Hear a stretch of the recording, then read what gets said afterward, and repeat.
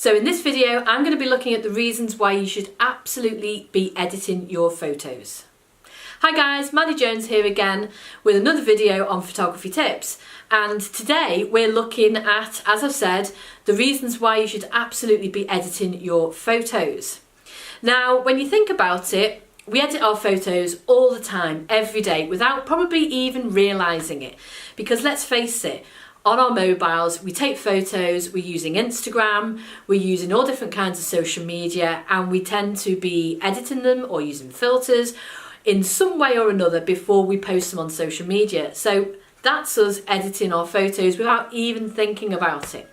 But today I'm looking a little bit more at if you've got a camera, a DSLR, or whatever it is that you're taking photos with, why you should be editing those photos as well. The first reason for me is that if you are shooting in raw format on your DSLR or your mirrorless camera or whatever camera you're using, if it's got a manual function on it, then you do need to be editing your photos regardless. And I'll pop up above a link to one of my other videos on why you should be shooting in RAW versus JPEG, and that will explain a little bit more of the technical elements. But basically, when you shoot in RAW, your photo is a full digital negative.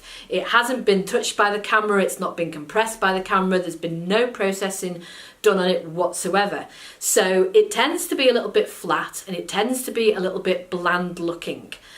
That's just the nature of it, but all the information, all the colour information is in there, it just needs pulling out. So if you do shoot in RAW, you do need to edit your photos.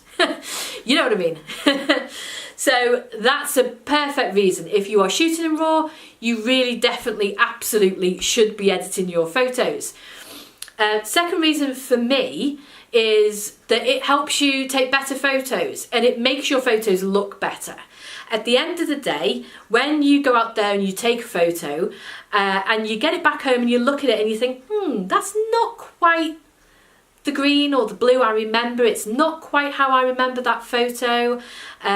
It's not your camera's fault. First off, don't blame your camera. It is not your camera's fault that it's come home looking not quite how you remember it.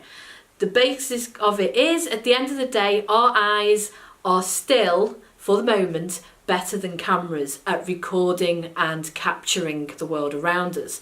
And it's basically because we can capture more colour information and more depth with our eyes than a camera can.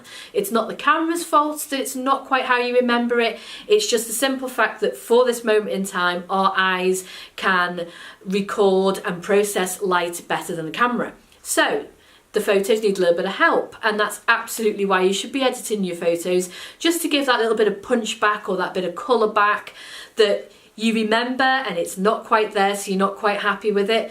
That's absolutely why you should be editing your photos. Another reason is I really enjoy it. I think it's a ton of fun to edit your photos. I love it. I'll put some before and after images that I've taken over this while I'm talking, because at the end of the day, I love the process. I love being able to manipulate the photo, give it a different mood, go black and white or go quite dark or go quite overexposed. Whatever mood I'm in, you could take one photo and you could give it 12 different moods. It doesn't matter. It's totally up to you and how you want to do it and how you want that photo to look. And it's just a ton of fun, the process on it. Photo editing software is really easy to use.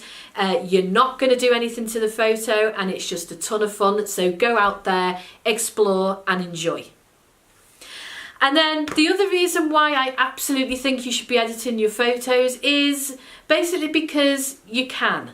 There is absolutely nothing wrong with editing your photos. At the end of the day, film photographers have always edited their photos. They had the darkroom and they used the darkroom to do that.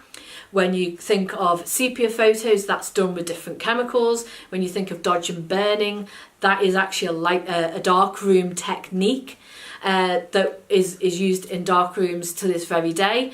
So the fact that it now is a digital darkroom in a software package doesn't mean that it's wrong or cheating or anything like that. If you've heard anything like that on the internet, don't listen to it, because at the end of the day, the greats like Ansel Adams, he used to process his photos in the darkroom, and a lot of those techniques like dodge and burn have just been transferred from the darkroom into these post-processing software packages like Lightroom and Adobe Lightroom and Adobe Photoshop. They have dodge and burn tools in them, and that's straight from the darkroom. So all it's done really when you've got a digital software package is brought the darkroom into your computer and just made it more accessible to more people. At the end of the day, you know, not a lot of people could always get access to a darkroom. I was lucky enough in college to be able to get access to a darkroom,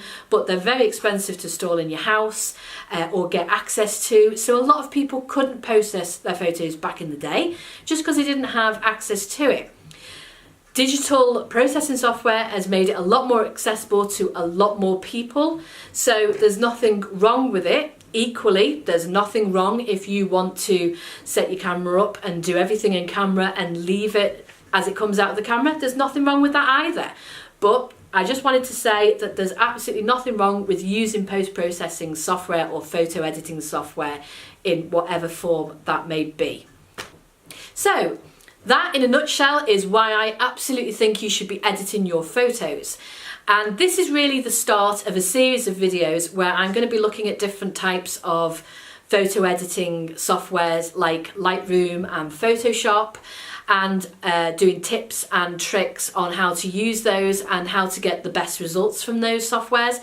And I'm also going to be looking at mobile apps for your mobile phone, obviously, and different ones and how they can help you edit your photos from your phone.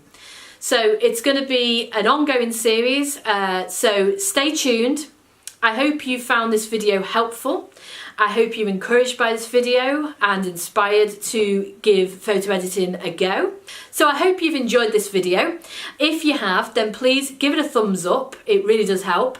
And don't forget to hit the subscribe button if you haven't already, and the bell icon, so every time that I put a video out you'll be notified that I've done it, and then you won't miss another one. So thank you very much for watching, and I will see you next time.